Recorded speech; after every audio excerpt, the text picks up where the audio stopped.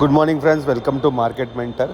So Monday రోజు మనము gap up gap down అని చాలా మందికి అనుకుంటున్నారు.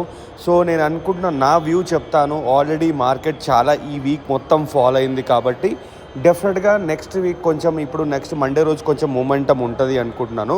సో రీజన్ ఏంటో చెప్తాను చూడండి. మీకు నేను ఆల్రెడీ మొన్న కూడా చెప్పాను, నేను మార్కెట్ బిహేవియర్ గురించి క్లియర్గా స్టడీ చేస్తే ఎలా అనుకుంటే అలా వెళ్తుంది. సో ఇక్కడ చూడండి, వీక్లీ సపోర్ట్ ఉంది ఇక్కడ ఎగ్జాక్ట్లా. సో వీక్లీ సపోర్ట్ కాకుండా మళ్ళీ ఏమైందంటే చూపిస్తాను. ఇక్కడ మంత్లీ సపోర్ట్ కూడా మనకు ఉందన్నమాట. సో మంత్లీ సపోర్ట్ కూడా ఉంది కాబట్టి మనం కొంచెం జాగ్రత్తగా, అంటే సెల్లింగ్ సైడ్ కొంచెం తక్కువ చేసుకోవాలి. ఇప్పుడు చూపిస్తాను ఇక్కడ.